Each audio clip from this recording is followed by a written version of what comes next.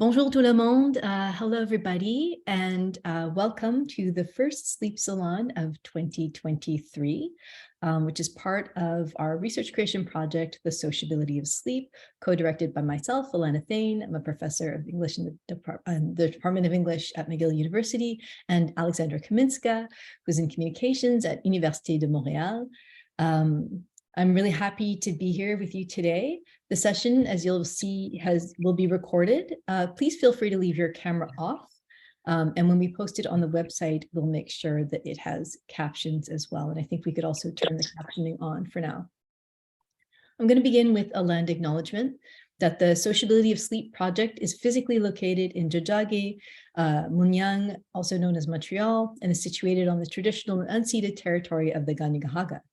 We recognize with gratitude that they are the traditional custodians of the lands and waters on which we meet, live, and rest. Tsai Ming-liang has long served as a site of meeting and exchange amongst many First Nations, including the Kanien'kehá:ka of the Haudenosaunee Confederacy, the Huron-Wendat, Abenaki, and Anishinaabe peoples. And I'd also like to share an acknowledgement from the feminist media studio at Concordia that while Zoom, a company that has exploded in value during the pandemic, is the technical custodian of the platform on which we gather, this makes us no less occupants of the multiple territories on which we are physically located. Zoom's headquarters are located on Muwekma Ohlone territory, and the Ohlone have historically understood about sustainability, communal societies, and giving gifts to those who pass by, as well as sharing space. We see Zoom as a platform which both connects us and which alienates us from the aims of restitution, justice, and reparation. The Sociability of Sleep is supported by funding from the Government of Canada's New Frontiers in Research Fund. And on our website, and we'll share the link to that in the chat, you can sign up for our newsletter. You can find out more about upcoming events, such as future sleep salons, upcoming workshops and artist residencies, as well as our big exhibition, which we are planning for June and July 2023 live in Montreal. Please feel free to reach out if you're interested in learning more or in collaborating. So thanks again for taking the time to be here. During the salon, you can feel free to use the chat to share thoughts, comments, and relevant links, because we are hoping to have a discussion format. There'll also be a Q&A after the speakers. You can either raise your hand or you can just put a note in the chat that you have a question. Today's conversation will take place in English. Feel free to ask questions or make comments in French, and we're always happy to translate as well. So I'm turning now to our speakers. I'll introduce them before they speak for about 20 to 25 minutes each, and we'll open the floor to discussion and to questions. So I'm going to start with Nicolas de Villiers, sorry, I'm always Frenchifying this last name, who is a professor of English and film at the University of North Florida. He was visiting scholar at the National Center University in Taiwan at the Center for the Study of Sexualities in 2017. He is the author of Opacity in the Closet, Queer Tactics in Foucault, Barthes, and Warhol from 2012, Sexography, Sex Work and Documentary in 2017, and most recently, Cruisy, Sleepy, Melancholy, Sexual Disorientation in the Films of Tsai Ming-liang, 2022, which are all from the University of Minnesota Press. Thanks so much for being here, Nicolas, and I'll turn it over to you. Thanks very much. Let me just share my screen.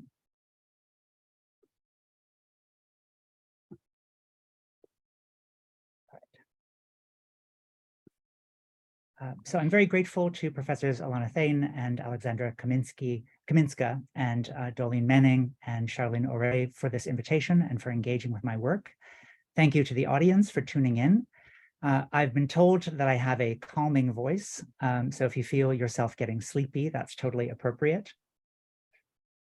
I want to start also with a land acknowledgement. I recognize the historical and ongoing impact of colonization in our region and state, as well as the resiliency of Indigenous peoples.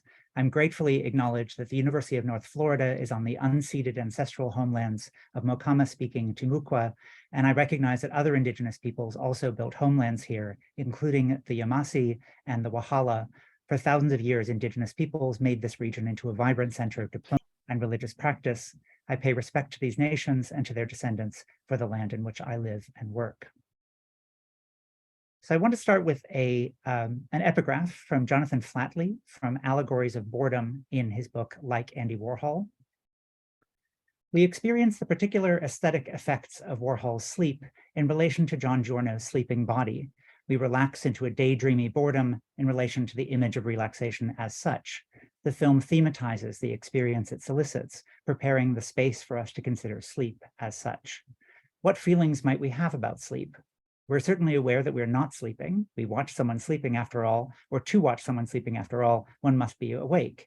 It might occur to us, as Adam Phillips writes, that sleep, which is one of our most intimate and essential activities, can only be known about from someone else. We're never present to our own sleep. At best, we feel ourselves falling asleep or aware of having been asleep. As we begin to wake up, among the many effects of watching sleep, we may be reminded that being affected is not something that we can decide to do. Instead, it's a politically and historically situated event that we can only prepare for and, like sleep, anticipate and receive. Taiwan-based Tsai Ming-liang's remarkably queer films frequently mix dreams and fantasy with alienated urban realism, and his film titles often reference dreams and sleep. It's a Dream from 2007, I Don't Want to Sleep Alone from 2006, two films shot in his birthplace of Malaysia, and No Sleep from 2015, shot in Japan, part of Tsai's late Walker films featuring his male muse, Li Kangsheng, dressed as the Buddhist Xuanzang, walking at a snail's pace in various cities. The first in which we see him finally able to rest in a sauna and sleep in a Tokyo capsule hotel. So Tsai's film philosophy draws on the Buddhist Diamond Sutra quoted at the end of another Walker film, Journey to the West from 2014, shot in Marseille. Quote, all conditioned phenomena are like a dream, an illusion, a bubble, a shadow, like dew or a flash of lightning. Thus we shall perceive them. Likewise, Tsai's final commercial feature film, Stray Dogs from 2013, features a non-linear narrative about a homeless family that ends in a dream/hallucination. The intratextual coherence of Tsai's auteurist corpus, featuring repeating characters, themes, and motifs, is thus a kind of recurring dream. One of these recurring motifs, imbued with eroticism but also ambiguity, is a scenario of one of the characters watching the other sleeping, and other times it's us, the audience, who watch a character alone as they hover between sleep and waking. In this presentation, I'll spend some time on these scenes and scenarios, drawing out the homoeroticism, but also the forms of sexual disorientation involved, with an emphasis on the phenomenology of sleepy cinema and sleepy affect, discussed in my new book, Cruisy Sleepy Melancholy, Sexual Disorientation in the Films of Tsai Ming-liang. In my book, I elaborate each of these affects and their interrelations, feeling cruisy, feeling sleepy, and feeling melancholy. Spaces like movie theaters induce such affective states or moods in the bodies of the audience members. Feeling cruisy suggests a mode of erotic availability, openness, and attentiveness within spaces that blur public and private. Feeling sleepy suggests exhaustion from labor chiefly, but also the work of being a subject. Sleeping into a soporific state or into a dream can feel like relief or release from individuation, what Jonathan Crary calls the shallow subjectivities that one inhabits and manages by day, or the routine coordinates of identity, time, and place. Feeling melancholy suggests a different kind of loss and has for the most part been understood in terms of temporality, being at odds with the present in a state of grief, but might also be understood in terms of place and space. For instance, the loss of theaters that Tsai continues to grieve in Goodbye Dragon Inn from 2003, It's a Dream, and the documentary Past Present from 2013, suggesting that they won't let him go. Each of these affects are linked in a kind of relay by Tsai's queering of cinematic space. The affective landscape of Tsai's body of work suggests new ways of understanding the way that space, sleep, and sexuality affect one another, or the relations between sleep and worlding, or indeed sleep as worlding. Tsai has revised and extended It's a Dream in expanded cinema installations using chairs from the movie theater in Malaysia depicted in the film, but installed facing each other, mise en abîme, and exhibited in Venice, Rotterdam, and Taipei, a move to the museum that we'll also see in Stray Dogs at the Museum, Tsai Ming-liang's solo exhibition, a sleepover at an art museum. But Tsai's particular approach not only extends cinema beyond the screen or ambivalently beyond the movie theater, but also expands the other spaces that Tsai has worked to invest with wayward, cruisy, queer potential. In other words, sleep as world making. Tsai's Vive l'Amour from 1994 observes the convergence or coincidence of three young individuals, a young realtor, Mei Lin, played by Yang Guimei, a street vendor, Zheng, played by Chen Zhaozheng, and a columbarium salesman, Xiao Kang, played by Li Kangsheng. Mei Lin repeatedly fails to rent a large upscale apartment, and the three characters are shown variously occupying the vacant apartment like squatters. Xiao Kang steals the key to the apartment and surreptitiously uses it as a sort of experimental space, like a child might play house. He unsuccessfully attempts suicide, takes a bath, washes clothes in a bathtub, tries on women's clothing, does cartwheels in the hallways, and makes out with a watermelon with holes in it, which he then uses as a bowling ball in one of the hallways. And this watermelon motif will recur in Tsai's porn musical, The Wayward Cloud from 2005. While he's bowling, he's caught by Zheng, who demands to know how he got in, despite the fact that he also has a dubious right to be there, since he was merely brought there for a one-night stand by Mei Lin, after a remarkable scene of Mei Lin and Zheng cruising each other on the streets of Taipei. Zheng and Xiao Kang form a sort of buddy relationship, however. In another rather childlike or adolescent moment, Xiao Kang masturbates in the empty apartment, but is interrupted by the sound of Zheng and Mei Lin once again coming back to the apartment for a quick tryst. So he quickly hides under the bed and proceeds to masturbate as they have sex on the bed above him.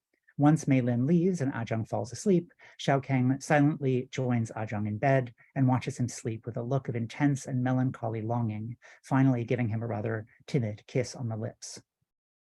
It's for this reason that Xiao Kang is identified as gay in the promotional literature for the film, but I would agree with Angelo Restivo's demurral. Restivo finds the film to be ambiguous on this point. This is where I think the concept of sexual disorientation is helpful, not only for making sense of the romantic triangle and mimetic desire established by the film, but for understanding that Xiao Kang and his performances in the apartment have a destabilizing effect on how we read his gender and sexual identity. As Sarah Ahmed argues, queer moments happen when things fail to cohere, and Tsai manages to challenge the coherence of the audience's perception of his sexual identities of his characters. This disorientation effect also helps explain a shy lesbian kiss in What Time Is It There from 2001. After Shang-Chi meets a woman in Paris who's visiting from Hong Kong and spends the night at her apartment, their potential sexual encounter, as in most of Tsai's films, is missed or cut short with a kiss. In both these examples, the idiom of sleeping together is more literal than figural, or especially consummated. Though these ambiguous cinematic encounters and movements of both contact and failure, Tsai is highlighting multiple forms of spatial, cultural, and sexual disorientation. What Time Is It There uses parallel editing between Taiwan and France to reflect on transcultural citation, especially François Truffaut's The 400 Blows, and temporality. After Chen Shengqi buys Xiao Kang's dual time zone watch from him in Taipei before her trip to Paris, Xiao Kang and Shengqi are shown in different time zones, experiencing different relationships to France. Xiao Kang dozes off watching The 400 Blows, drinks French wine, changes clocks all over Taipei to Paris time, hoping to escape the difficulties of his home life alone with his mother in her melancholy state after the loss of his father. Shang-Chi, as a tourist, ironically experiences the rather alienating, chilly, and brusque reality of Paris. She's framed in scenarios depicting her as lonely, cold, and unable to communicate clearly. After sleepless nights from jet lag and noisy neighbors, she spends the night with a woman from Hong Kong who takes pity on her in a cafe after she finds her vomiting in the bathroom from too much coffee. But their potential sexual contact stops short at a late-night kiss in the woman's bed. Shang-Chi initiates the kiss and the woman reciprocates, but then turns her head away. The kiss between the women is posited by Emily Barton as a kind of queer intimacy, but might also be an intimacy of home. The two women share the same language in a place where it's not the primary one. In this way, they share the time and space of their home in a place that is geographically separate from it. So The Wayward Cloud builds on scenarios involving Li Kangsheng and Chen Shengqi, first established in What Time Is It There, and a short film, The Skywalk Is Gone from 2002. Themes of diaspora and post-colonial trajectories of identification between Taiwan and France, or between Taiwan and Japan, heterosexual and homosexual cruising, and fleeting contact between strangers. When Chen's character encounters Xiao Kang sleeping on a swing and briefly watches him sleep, Tsai's frequent sleepy motif, upon his waking, she asks him, "Do you still sell watches?" She's unaware at this point that he now works in pornography. In addition to Tsai's intratextual stitching together of his films through this line of dialogue and the recurring characters, The Skywalk Is Gone and The Wayward Cloud thus also refer intertextually to other media and other genres, specifically advertising and pornography. Tsai's I Don't Want to Sleep Alone is in some ways a continuation of the kind of queer love triangle explored in Vive l'Amour. In this case, the triangulation is between the migrant Bangladeshi laborer, Rawang, played by Norman Bin Atun, a battered Chinese homeless man that he rescues and nurses back to health, Xiao Kang, played by Li Kangsheng, and a domestic servant, played by Chen Shengxi. They all share the same building with a kopitiam or coffee shop on the ground floor, operated by Chi's older woman boss, played by Pearlie Chua, who is looking after her apparently unconscious, paralyzed son, also played by Li Kangsheng, in Kuala Lumpur's Chinatown area. The Chinese title of the film, Black Circles Under the Eyes, references abuse, homophobia, and insomnia. It represents Tsai's return to his home of Malaysia, but he ironically chooses to focus on migrants in the capital of Kuala Lumpur. Intimate strangers Rawang and Li share a dumpster-rescued mattress together. I Don't Want to Sleep Alone resonates with Warhol's sleeping muse, John Giorno's compassionate declaration, "My intention is to treat a complete stranger as a lover or a close friend." In one scene, late at night, the two men drag the mattress to a construction site where Rawang works, hoping for some relief from heat and bedbugs, and each man appears to take turns watching the other sleep. Homoerotic longing or curiosity is suspended between them in the air, as if in water, and both the characters and the viewer experience sexual disorientation. We don't know their home sexual orientations, and the basic orienting distinction that Michael Moon notes between homo and heterosexual is potentially rendered irrelevant for characters and viewers alike. This scene takes place in a queerly dislocated and reoriented space, the apparent privacy of a shared mattress, but in a cavernous, unfinished construction site. Here we have a perfect emblem of Tsai's imbrication of sexuality and space, and one of the many queer cinematic meditations on feeling disoriented, melancholy, cruisy, and sleepy. In the film's mimetic erotic triangle between Chen Shengxi, there's a much more overt expression of jealousy by the man who so lovingly cared for by the man who so lovingly cared for Xiao Kang's bruised and frail body. But when Li awakens to Rawang threatening to cut his throat near the end of the film for his theft of their shared mattress, Rawang is unable to carry out further violence on this body, and Li strokes away his tears in a moment pregnant with both possibility and loss. The final shot of the film shows a dream sequence image of the three main protagonists sleeping on the mattress, or we could follow Ray Chow in reading the mattress as the fourth character. We have already seen a more realist scene of Chi in the attic, crawling exhausted into bed with Xiao Kang, noticing that he was not alone, but sleeping next to Rawang, embodying the film's English title, I Don't Want to Sleep Alone. Now this shared mattress floats very slowly down into frame in a dark pool of water in the middle of the vacant, unfinished construction site.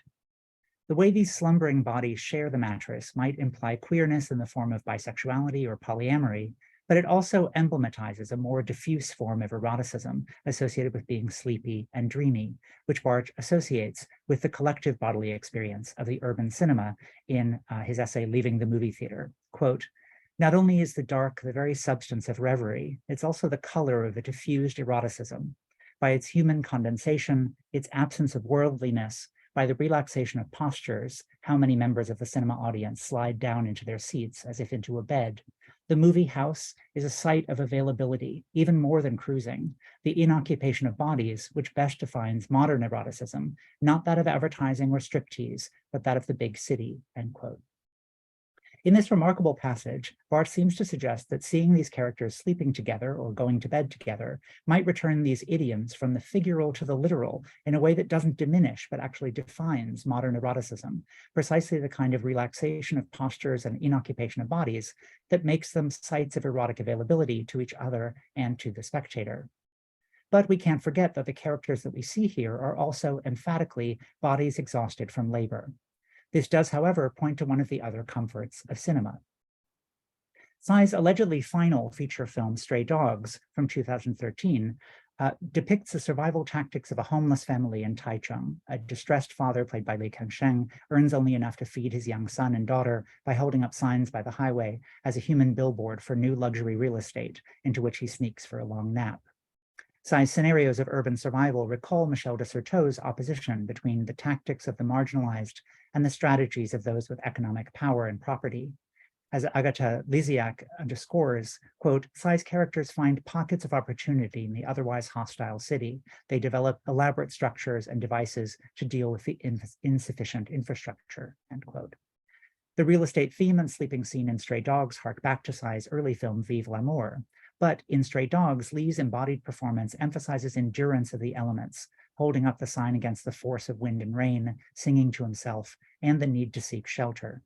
The homeless family members in Stray Dogs squat in abandoned buildings, bathe in public toilets, and depend on the maternal kindness of a Carrefour supermarket employee who feeds stale meals to stray dogs. Stray Dogs brings to the fore questions of home and homelessness in Tsai's films and in his own life. In Stray Dogs at the Museum from 2014, the Tsai Ming-liang solo exhibition at the Museum of National Taipei University of Education, they provocatively invited audiences recruited from the student body, but also including the elderly and families with children, to literally camp out in the museum overnight with round-the-clock screenings of Tsai's final commercial feature film, Stray Dogs, and afternoon, his long-filmed career retrospective conversation with Li Kangsheng, in other words, Xiao Kang, that also explores their queer kinship. The 3 floors of the museum were transformed into a forest or brushland filled with dried trees and leaves, pillows painted like Taiwanese cabbage, a reference to a scene in Stray Dogs, foam mattresses, sleeping bags, and tents. The trees were downed by tropical storm Typhoon Matmo, found, collected, and installed in the relatively small museum. Some still remain in the museum cafe, along with a video projection of a mattress. As we've seen, the mattress is a recurring motif in Tsai's oeuvre, suggesting erotic space and the spatial conditions of sleep and sleepy cinema, the topics addressed here. Tsai explains the scenario of Stray Dogs at the museum in his notes in the museum catalog. Quote, "The movie continued throughout the night. People slept if tired. Children went in their tents. Adults lay in front of the screens. The exhibition hall was full of people resting and sleeping, that it got tough to move and walk around. Xiao Kang's close-up kept an eye on their dreams. Some people couldn't sleep. They woke up and watched my movie," end quote.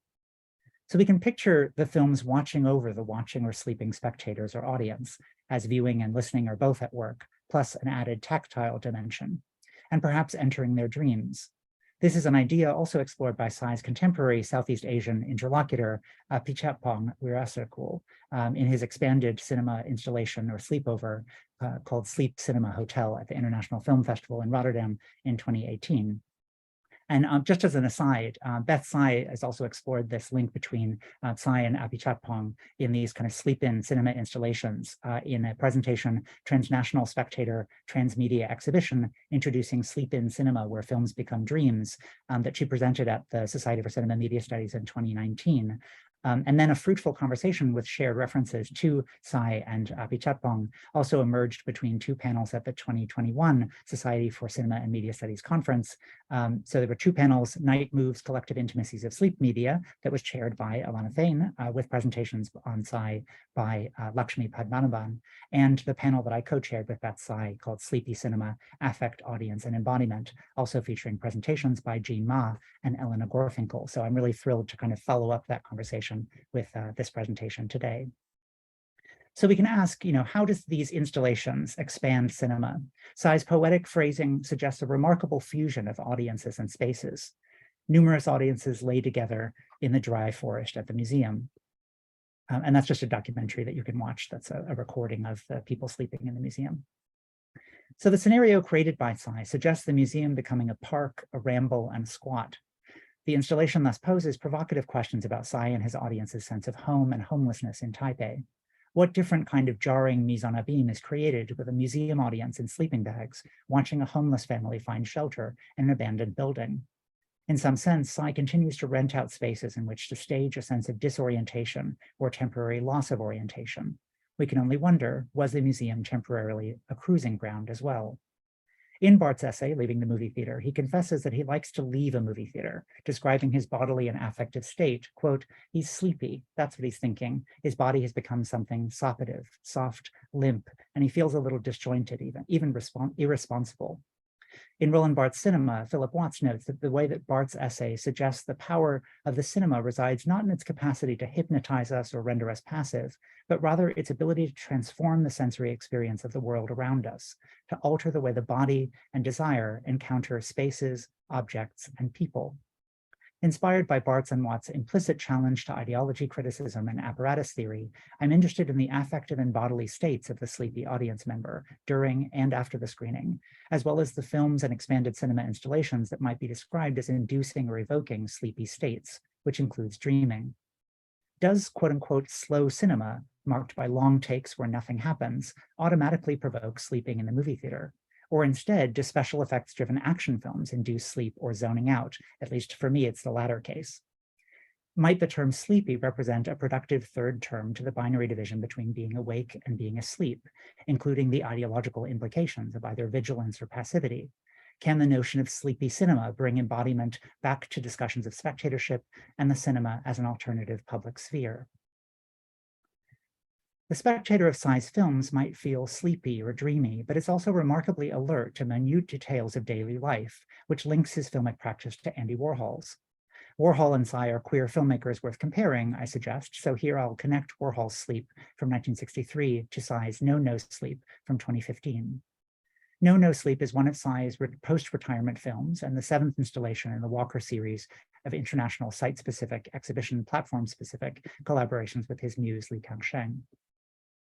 In this series, based on the 16th century Chinese story of the Tang dynasty monk Xuanzang's legendary pilgrimage to India, Li is dressed as a Buddhist monk walking at a snail's pace. It's a kind of like walking meditation. According to Tsai, the Walker films are not just about Li Kangsheng walking very, very slowly, but are also about the city and the people in the city where they're filmed. When I met with Tsai at his studio in New Taipei City with my colleague Jonathan de Soignier, who also helped translate our conversation, I explained that I stayed at the capsule hotel Oasis in Ikebukuro, Tokyo, because I was interested in seeing the shooting location of No No Sleep. And the title of the film in Chinese is Wu Wu Mian, and he clarified that there's kind of a pun. The title is a pun on a passage from the Heart Sutra, which is the best known and most popular Buddhist scripture translated by Xuanzang on the doctrine of emptiness. So it's about kind of no ignorance, but also no end to ignorance. And so the Chinese title of Tsai's film connotes no sleep, like sleeplessness, insomnia, but literally also no sleep. So no lack of sleep, no sleeplessness, no insomnia, and literally no sleep. So prompted by my questions about the motif of rented space in his films, Tsai observed that in Tokyo, people seem to live a portable life. They travel without settling, as can be seen in the ubiquitous phenomenon of capsule hotels and internet cafes. He noticed a kind of instability where people are seeking temporary shelter, also a major theme in his final film, Stray Dogs, final feature film. This peculiar way of life results in anxiety and insomnia or restlessness. He also gets a kind of science fiction feeling from Tokyo, perhaps explaining the brightly overexposed lighting in the shots of Tokyo streets, pedestrian walkways, and JR train stations filmed from inside the train with remarkably disorienting effects manipulating relative motion. No No Sleep can be understood as engaging in a kind of sensory ethnography of contemporary Tokyo. The actor Ando Masanobu, who appears alongside Li in the sauna and capsule hotel scenes, was familiar to Tsai from previous meetings in Taiwan and Japan. Ando expressed his interest straight away without knowing what he would be asked to do in the film: lather soap and shower, sitting naked, sitting on a stool, and standing before getting in a hot bath in the traditional Japanese style. So I observed that Japanese love bathing. This is common knowledge in Taiwan, since most of the hot spring locations in Taiwan were developed during Japanese colonial rule from 1895 to 1945. A homoerotic relation between Ando and Li is established when the two men share the hot bath together, and the distortion of the water surface both warps and displaces their bodies, so they appear to be touching.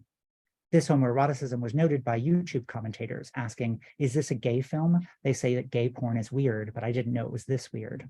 While Japanese people would of course be quick to point out that public baths are not sexual, homoeroticism exceeds homosexuality per se, and the viewing experience clearly provokes a kind of sexual disorientation.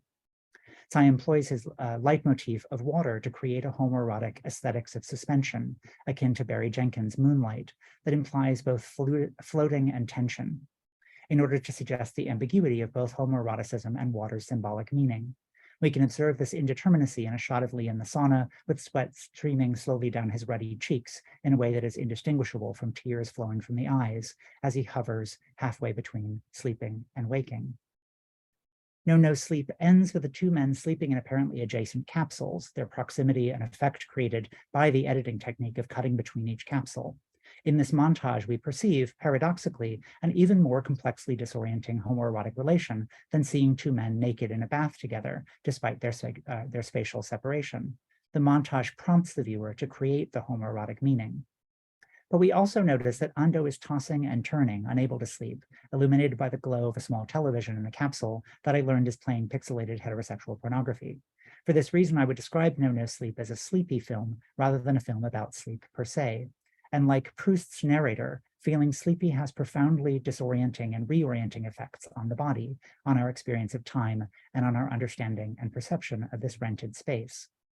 Tsai's most recent films are moving away from plot-driven narrative cinema toward a different mode of experiencing temporality and cinematic images as images, which leads me to connect his recent film, like No No Sleep, to Andy Warhol's filmmaking.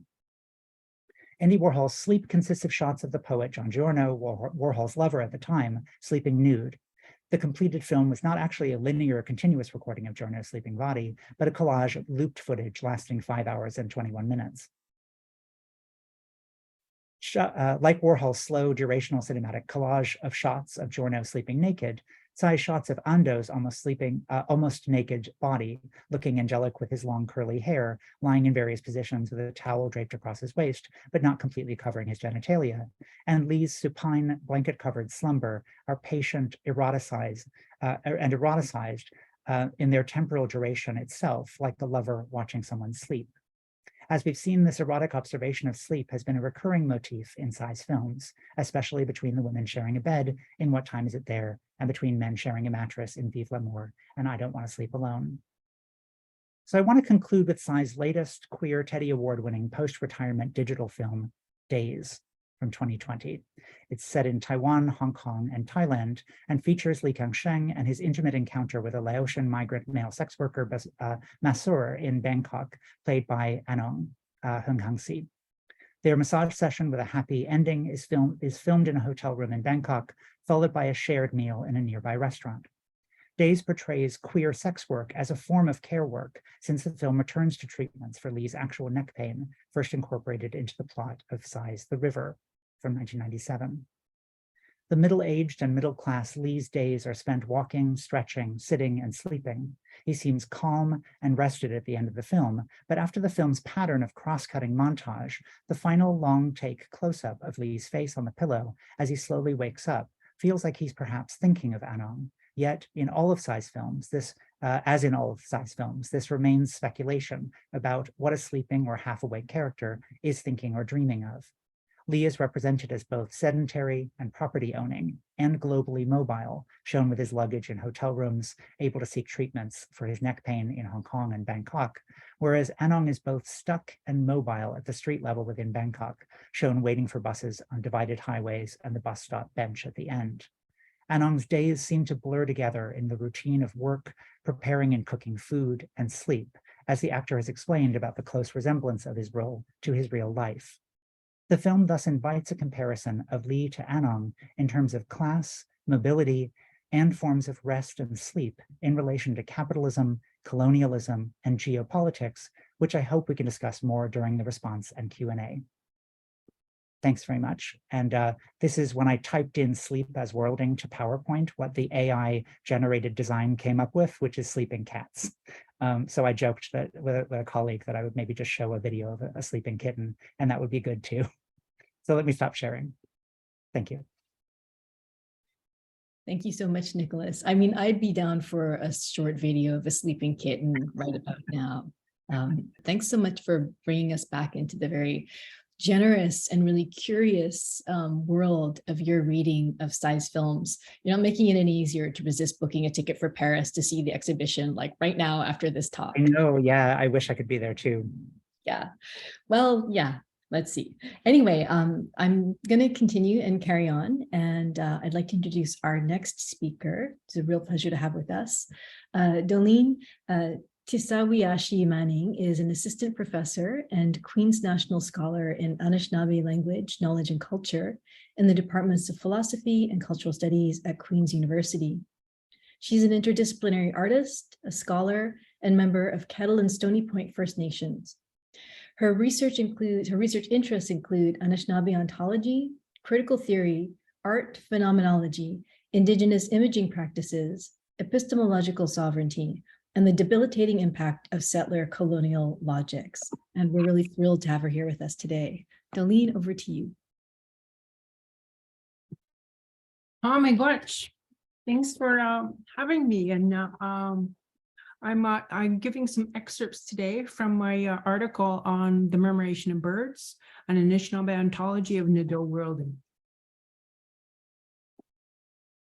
And I'm going to attempt to set my clock. I don't know if it's going to work.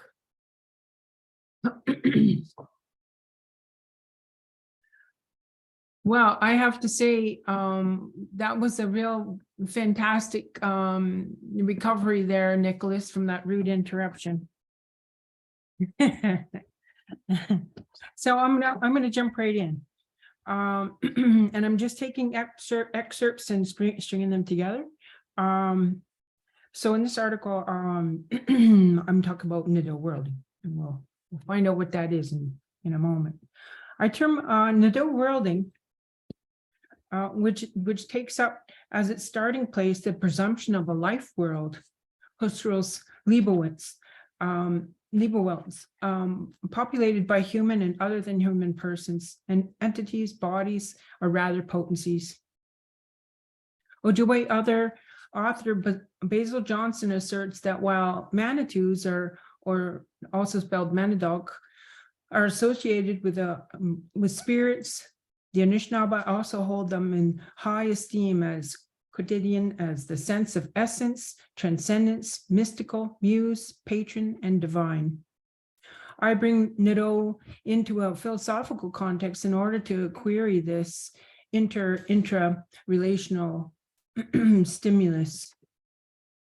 And I'm thinking that as on being among and within, and with both an autonomous singular mindness as well as an all or my all, and that structures out. I'm thinking about that as an Anishinaabe ethical structure of gifts and responsibilities as opposed to individual rights and freedoms. I'm having a bit of trouble with my eyesight today.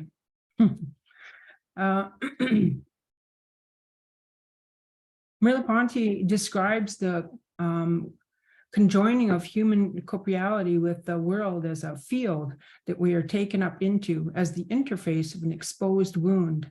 As such, it is taken for granted and routinely functions as an invisible backdrop that intermarginally communicates situatedness.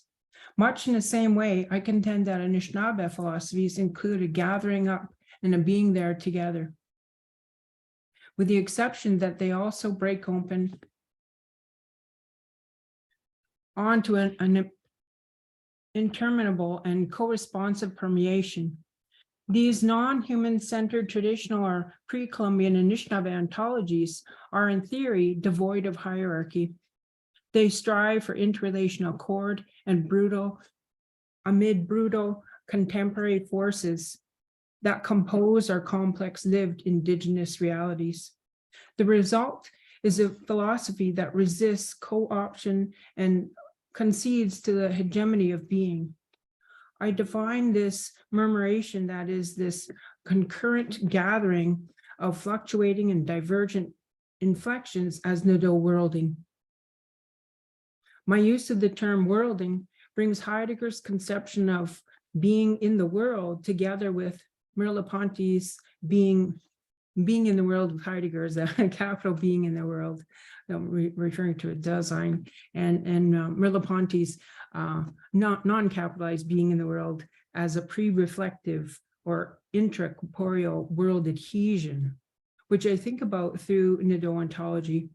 Merleau-Ponty's conception of possession makes no inside-outside distinction, since it is the degree zero of spatiality, and that being the place of perception, or that world adhesion.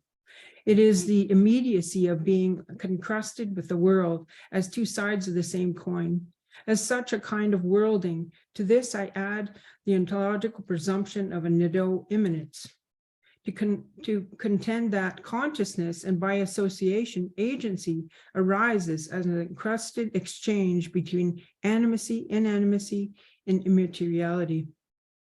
All of these are nido energies, potencies, processes that are geshka oda, entangled, kinaguna, relatives, relations, all, everything.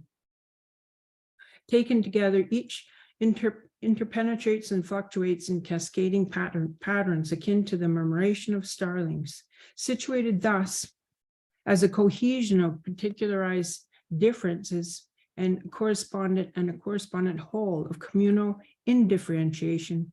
This theory of entanglement negates the possibility of an absolute indifference.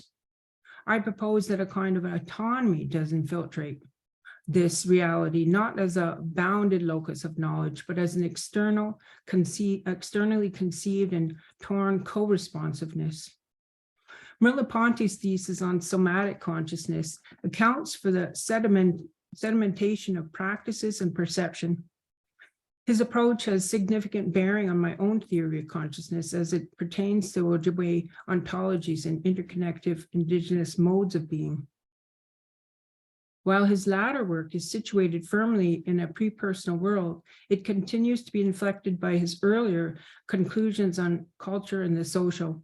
Unlike nido worlding, Merleau-Ponty privileges human subjectivity, whereas he contends if there really is to be consciousness, if something is to appear to someone, then an enclave of a self must be carved out and behind all our particular thoughts. As such, his theory of consciousness is coexistent with, interdependent on, and at the same time restricted to the living, or in other words, relegated to the cognitive perceptual bodies. Moreover, these bodies are ultimately limited to a self and a specific form of cognition, i.e. his own reflective, pre-reflective activities.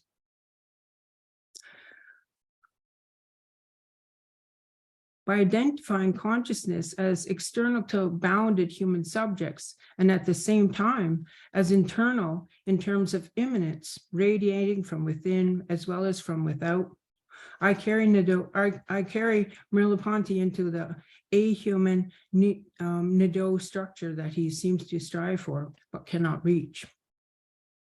I take up his theory of visibility as one sensual example amid an entire field of worlded adhesion. This is, as he contends, a world-oriented and a world-conditioned structure which pleats chiasm with an experientially situated knowledge. Even so, I push his thought further in contending that nido worlding is also erodes boundaries while paradoxically instantiating them as discernibles.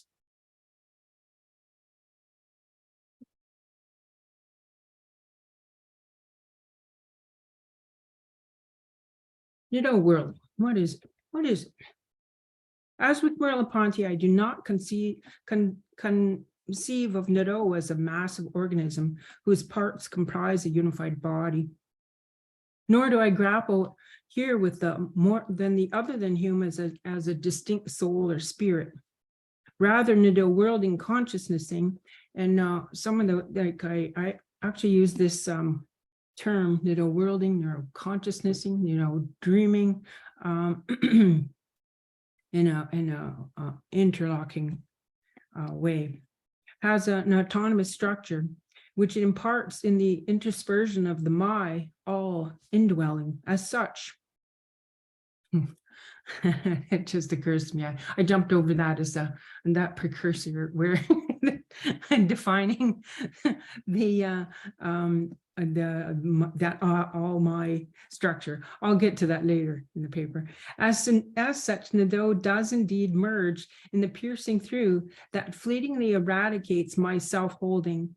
Even if the two lips of this seam issue from bodily flesh, human and otherwise, chiasm, it seems, requires a space to cross as in staging a conversion.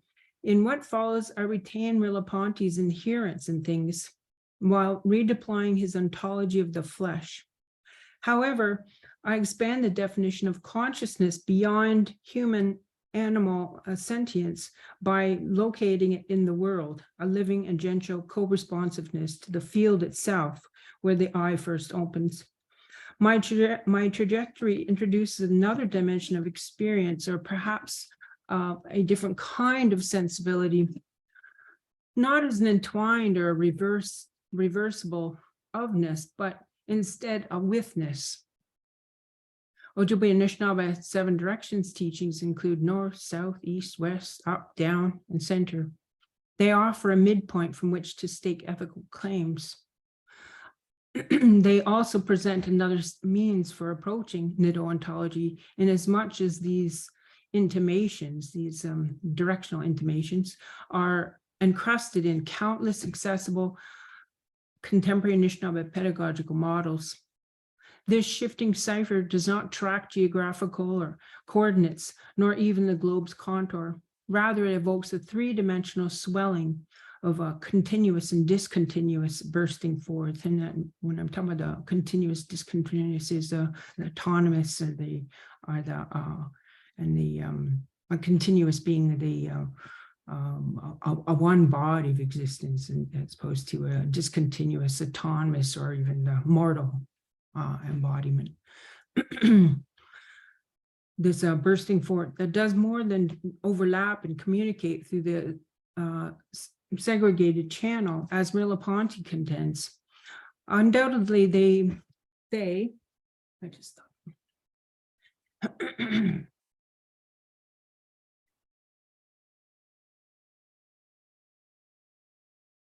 Undoubtedly, this infinite and finite Nido outpouring, not only subtends, but also coalesce and together bring about the heterogeneity of space, time, and consciousness.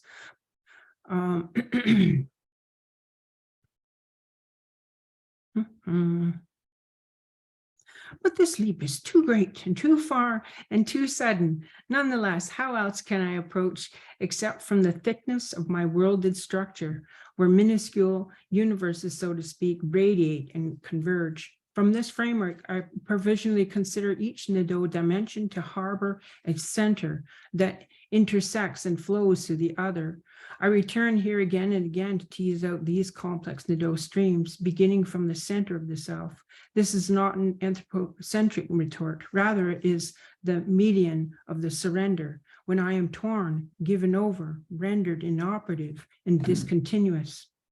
The egoistic I offset as non-I, the reverberation of each microcosm and their perpetual breaking open constitutes an infinite inner horizon. Neither center nor self is limited to the notion of a bounded reality cut off from an outer world.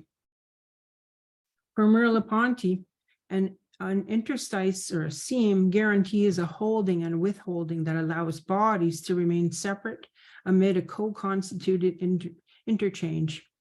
I contend that Nido bodies, animate, inanimate, and intangible, in piercing one another, do indeed fuse, in a sense or in some dimension, as an indistinguishable whole. In the example of human consciousness, perhaps this transformation arises in ways that are co-opted by faculties aligned with the natural attitude, thus overlooked as a kind of false consciousness. The linear temporality of mortal consciousness is distinct from an infinite, always already space-time compressed into the instant. Their collision results in the piling up of one upon the other as simultaneity.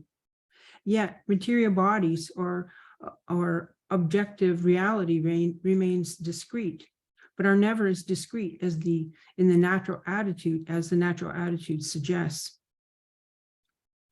Leastways not as defined historically in Western philosophy, especially regarding discourses of animacy and consciousness. Likewise, their interpenetration does not erode disparate attributes, but at least not always and certainly not immediately. Instead, it allows for and even necessitates this discontinuity as a force of continuity. This ceaseless discourse impinges from without as much as from within, implicating Nado as a sustaining potency, but not necessarily life per se, since Nado ontology also challenges conceptions of life as it is conventionally understood. The French word, well, maybe I won't see that part. I'm not sure about my timing, how much time I have. How much time do I have? Anyone know? Probably another 5 to 10 minutes. Okay. Okay. The French word Descartes, Eckhart. Oh, I'm going to skip that part. Okay, I'll jump in here. Additionally, I contend that every aspect of existence, not only sentience, knows itself primordially as a thing of the world, the infinite reverberation of Nado, through the infinite reverberation of Nado. That is to say, not as overlap and gap, but as Nikinaguna, all my relations, all my relatives, my all, my everything, and ownmost immediate knowing.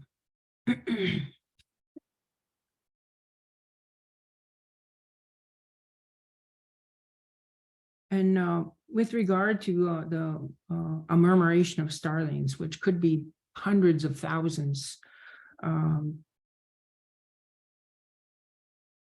a chorus of visible and invisible tangibles emerge, discharge a signature, interpenetrate, conjoin, dissipate, emerge, a Nado wave that transmits and subtends. Comprised as I am of these Nado forces that infinitely exceed me, I incorporate and make sense through the limitation of my cognitive ability to sign and apprehend. Yet beyond the regions of sight, touch, and their future anticipating, my own rhythmic modulations line up or are ruptured in such a way that the other, my Nado ancestors, have shot through me. Collapsing distances and bodies, temporal and spatial. I am gathered in your call, in the ache of our being there together. I am awake. Suddenly, fleetingly, bitter, bitingly, and in the next breath, I am alone.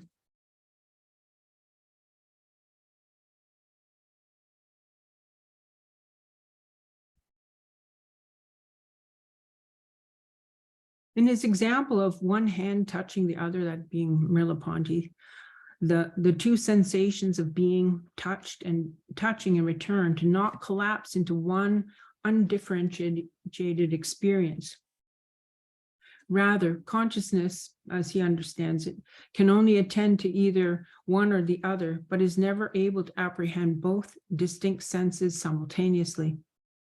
Even though the two systems are applied one on another as an encrusted imprint and sedimentation of primordial faith. Merleau-Ponty insists that they do not merge into one.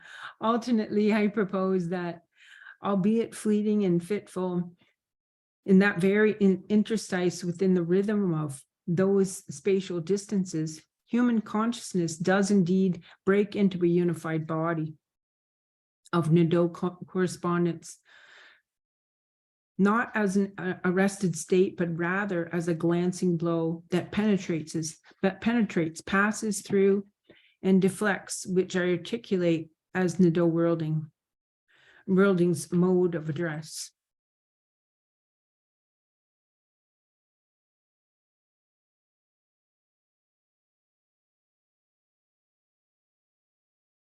Nado world consciousness. The world is a consciousness, and we eyes are mere shimmering reflections, ever receding afterthoughts. Possessed in this way by world, we are dispossessed of autonomous self, and yet also delivered over to an authentic world self, a Nado self. We do not skillfully master Nado, rather we arrive to it through oblique interrelational modes unconsciously and indirectly glancing with my side eye. The aim is not to articulate phenomenon as they appear to consciousness, but rather to wade into these subtle Nado regions in order to momentarily overcome the self, our histories, our attitudes, for example. Ultimately, ceremonial reflexivity immerses the self in the perceptual field, exceeding subjective projection by rousing instead to the relational entanglement in slackening my hold of self-possession. An elliptical intimation rushes in as a unified kina and simultaneously as an autonomous dimension of world self, ni kina. Amid an ephemeral encounter, I awaken to ni kinaguna and gain access as a thing profoundly imbued within its transmission. Since conscious awareness in the very obstacle that bends the circuit, as it were, to bypass what is closest to me, this access defies signification, particularly when considered solely from the discontinuous estrangement of finitude. A world Nado self is not an experience of inert, thingly silence, but of ancestors whittling axe handles, diminishing in one sense while increasing in another. Consciousness conjoined from the competing and conversing of wood shavings, self and non-self. Active, autonomous, living materiality.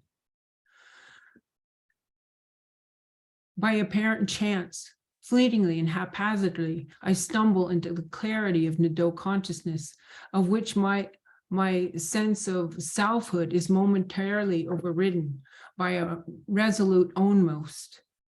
Located somewhere in that midpoint as I fumble towards linguistic articulation, I exceed my acquired knowledge and the future telling, anticipating that arises from this acquisition. This exceeding does indeed entail a merging of consciousness, of a passing through as with an electric current or a bursting forth of what is always already there, but is most often suppressed by my reflective prowess. I take up what Merleau-Ponty defines as an adhesion between one soul body performer, one soul mind, but depart from his personal aim to instead interrogate the slackening of consciousness, i.e. the awake yet inattentive, exhausted, while in some way remaining open. This simultaneity bridges the gap or lacuna with a second penetration between the linear temporality of mortals and the immediacy of an infinity's ubiquitous reach. Hence, in the latter instance, I am both heedless and alert, which defies the logical order of finite beings by subtending discontinuity, that is to say, death or rupture, in the space of delirium and exhaustion. The world suddenly appears and seizes hold of a necessary portion of my cognition. This fissure refocuses my attention in accordance with the things of the world. That is, in keeping with a co-constituted world relationality that briefly overshadows my own conscious appointment. In that moment, my hold on a particularized self-determining is weakened, if not lost altogether. As much as one dimension is overlapped and drawn into the other, this terminal lip of acquisition offers up the figure and ground such that I have the position of objects rather than the position of my body, or inversely, I have the position of my body through the position of the objects. That's a quote by Merleau-Ponty. Taken into the spacing between touch and touching, held and holding to itself, this palimpsest can never be wholly eradicated, remaining instead entangled between the one palpitation and the next, as traces and echoes, aside from the encroachment that serves, as Merleau-Ponty contends, to hold self to self.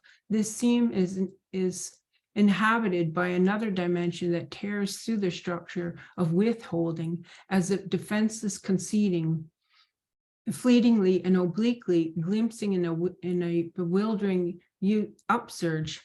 The giving over surrenders up authentic self as authentic experience. Consciousness divulged before being engulfed again by what Samuel Mullins calls the technologism of our time. To clarify, in approaching this sensual registered Nadeau, consciousness overtakes the world. It exceeds itself, is thrown outside of self, and simultaneously is seized hold of as a reverse rupture by the thing of the world, of which it is also a part. The Nadeau world, this Nadeau worlding, subtends existence by passing through it. Human consciousness is in some sense, is also a dimension of this worlding. Piercing, no presencing is the linchpin between interior and exterior horizons, upon which perception stands out from a conflicted and indeterminate terrain, effacing imprints of commingled, brittle, tender spears shot from a murky void, issuing forth as a faint distraction, and at other times as an electrified epiphany. They are atemporal memories covered over by layers of embodied linguistic symbolic histories. And I'm coming up to my conclusion. Simultaneity in Nadeau indwelling. Without denying the significance of the double-lined reversibility of chiasm, I contend that Nadeau worlding, there is that with Nadeau worlding, there is another dimension other than the differential reality necessary to uphold finitude's weak grasp. In slackening my hold of the cognitive linguistic region, I awaken in some oblique way to my immersive entanglement with another dimension of myself. That is to say, conscious apprehension does not follow the other regions of being, but rather is caught up in this disorienting confluence. Ni kinuguna, all my relations, my all, my world, Nadeau self. As I am imminently present within this potency, it is not immediately present to my conscious thought.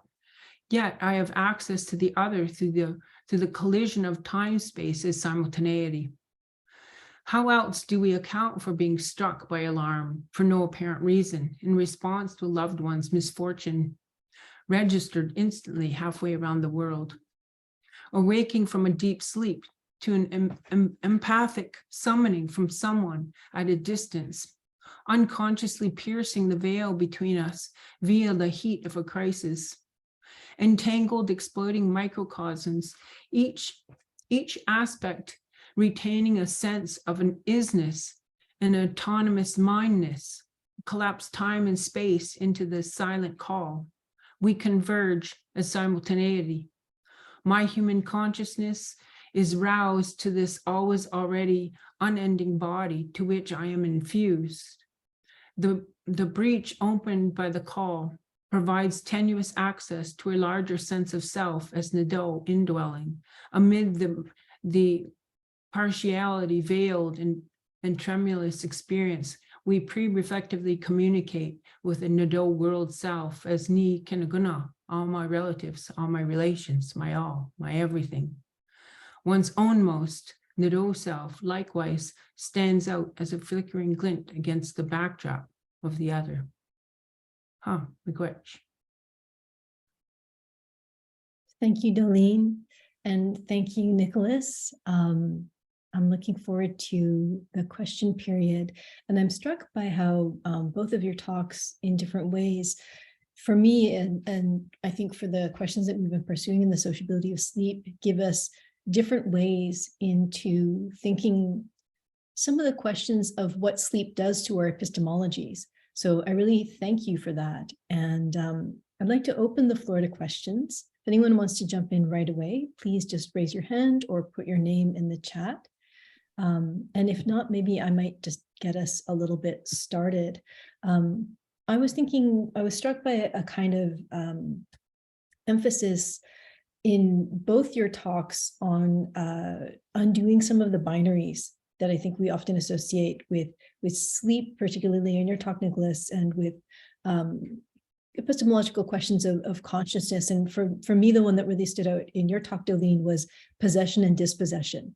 And that might just be my own interest in thinking about the dispossessions of sleep, not as a negative state, even though I think we often understand that term as quite negative, but as bringing us closer to what Nicholas was describing as a kind of softness of the sleepy state that generates more world, in the sense of opening us to other kinds of experiences.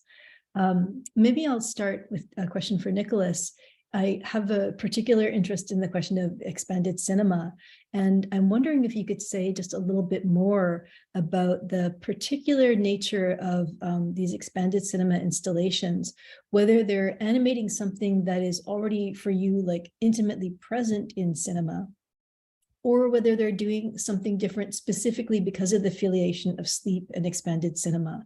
Is there a necessity for that? I think so often I go to the museum and it's so uncomfortable. It's not inviting, it should be, but it doesn't ask us to linger and to live in the cinema in any way. So yeah, I just wondered if you could say a little bit more about that. Thanks, that's a great question. And yeah, I think obviously Roland Barthes leaving the movie theater suggests that in a conventional theater, people already slide down in their seats and are sort of in a sleepy state. And that's part of the pleasure of going to the movies. And again, seeking rest from exhaustion. Dolleen, there was a beautiful line in your talk where you talked about like being exhausted but remaining open, which is like a perfect description for me of this kind of state of openness that sleepy cinema provokes. But then in terms of the Montiu Museum, where the Stray Dogs at the Museum was installed, I think the big difference is that Tsai often gives his audience permission to sleep. Whereas I think film scholars are often like, it's like a guilty secret that we fall asleep during movies. And because we think that it means that we're not vigilant and we're not paying attention. So there's something about just granting the audience permission, as Apichatpong and Tsai have done on various occasions, not just in that museum, but even when he's presented the films at universities and other auditoriums, he'll say, it's fine if you go to sleep, it's not a problem. So I think there's something about being given permission that allows the audience to kind of be more comfortable, to bring their sleeping bags. And of course, as you can imagine, like the fun atmosphere of like being actually told you're allowed to camp out in a movie theater or in a museum overnight. It's something about that sort of, it's like a mixture of giddiness and feeling like you're reclaiming a space that, as you said, is not comfortable, right? We think of museums as often like very surveillant and it's all about what you can't do. So I think it's pretty remarkable for him to give the audience that permission. Yeah, thank you. I think that question of permission is one that we're seeing come up a lot as we're looking at exhibitions. We're looking also at questions of things like safety, like how do people sleep together in non-normative sleep spaces? What allows people to feel a kind of move towards a vulnerability, towards what, Dolleen, you were calling the slackening of my hold of self-possession, to allow for these other kinds of affordances to come through. Yeah, Dolleen, I think also when I was listening to you talk too, I was also just thinking that I'm in no way an expert of Merleau-Ponty, and it's now been quite a few years since I spent a lot of time with his work.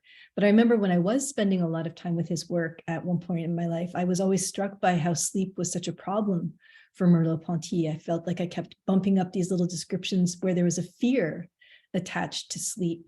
And yet what you were describing gave me a different kind of language for thinking about some of those places where I think Merleau-Ponty has a certain kind of fear or resistance, and thinking about, well, what is the value of these experiences of this slackening of self-possession? I wondered if you just had any kind of thoughts about the state of sleep or sleepiness in relation to these kind of attunements to these other forms of engagement that you're describing as part of Mendo philosophy.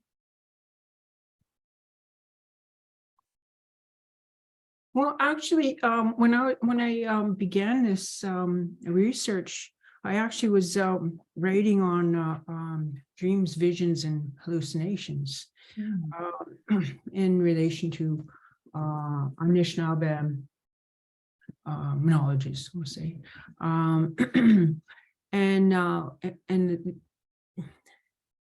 the kind of in our traditionally in our communities, people who are, for example, who in the West are understood to have mental illnesses or to be queer, even that they're actually revered or were revered in Indigenous communities as spiritual leaders because they had ability to tap into or to understand the world differently. And that differently is for the rest of us, for the most of us, is something that would have to be acquired through some, maybe a ceremony of some sort, or maybe fasting and sleep deprivation, possibly, to access those other ways of knowing and being.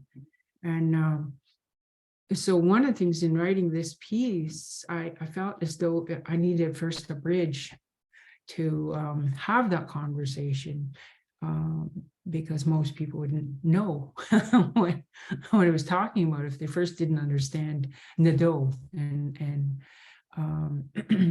of course in the doing and being in discussion with Western philosophers, I'm also given a different kind of language, a language that is understood in the West, and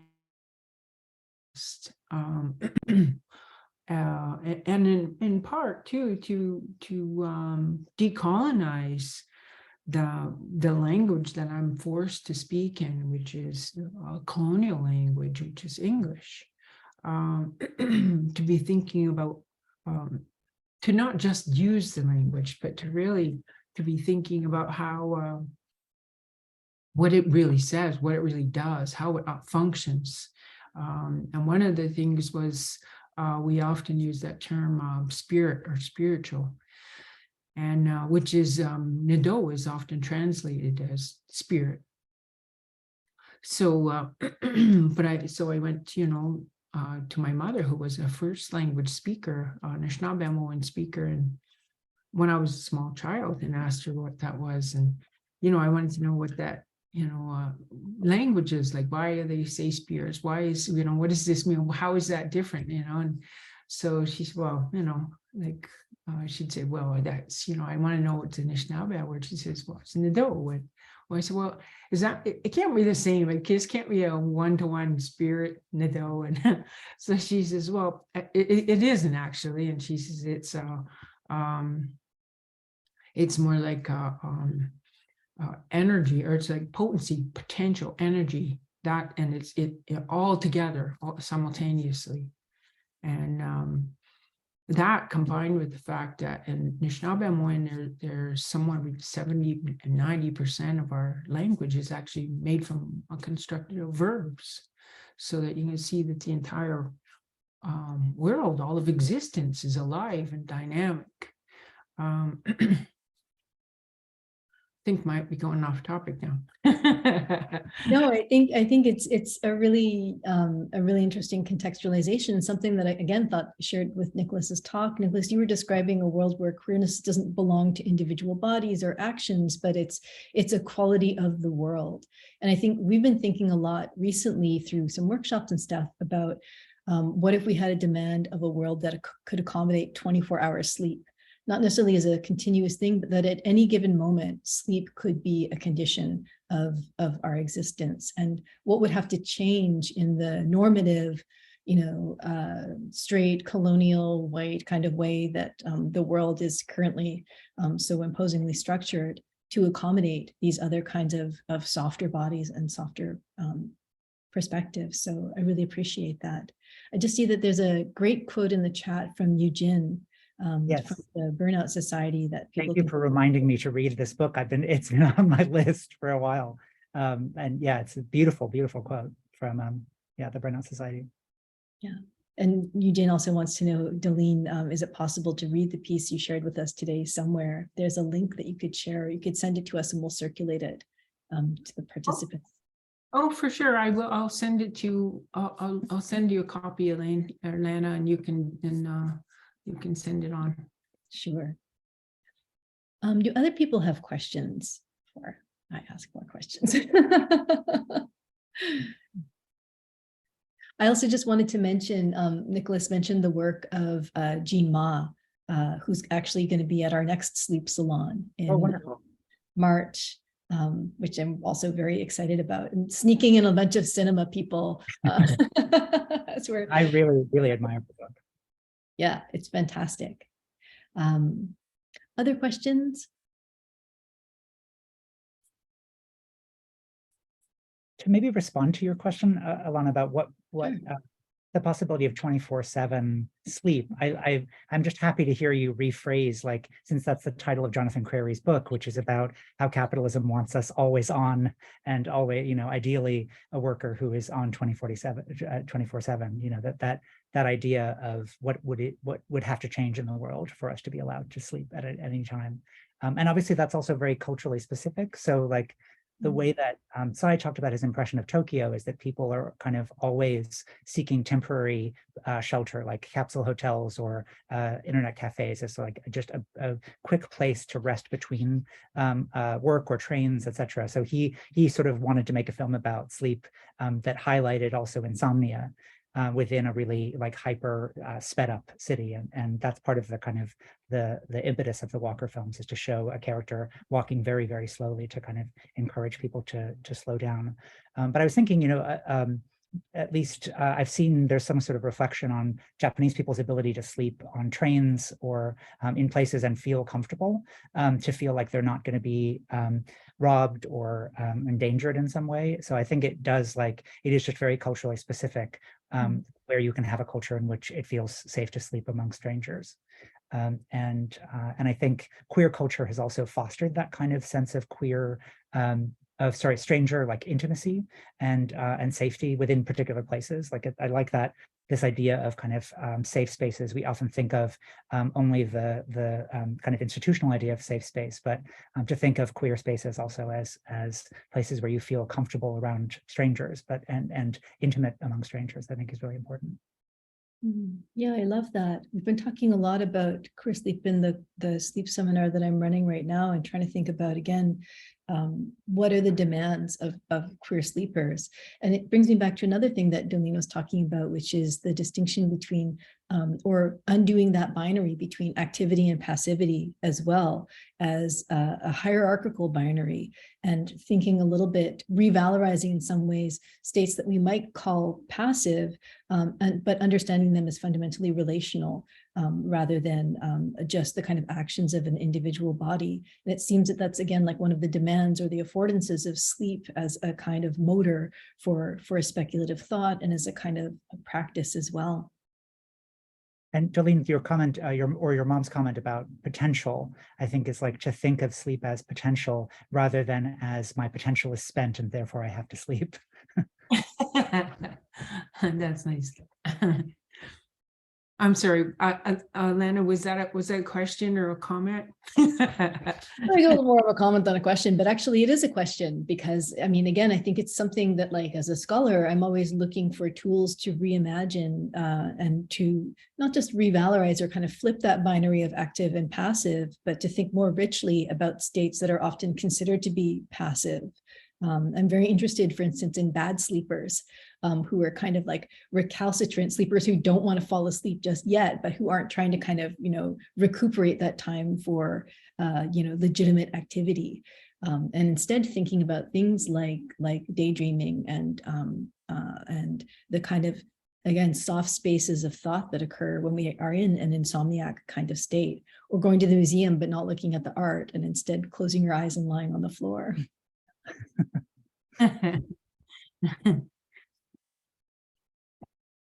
Yeah, I think like Tsai's films often feature insomniac characters as well. I've highlighted those moments of people watching someone sleep, but there's definitely a lot of moments of characters who drank too much coffee or are suffering from jet lag.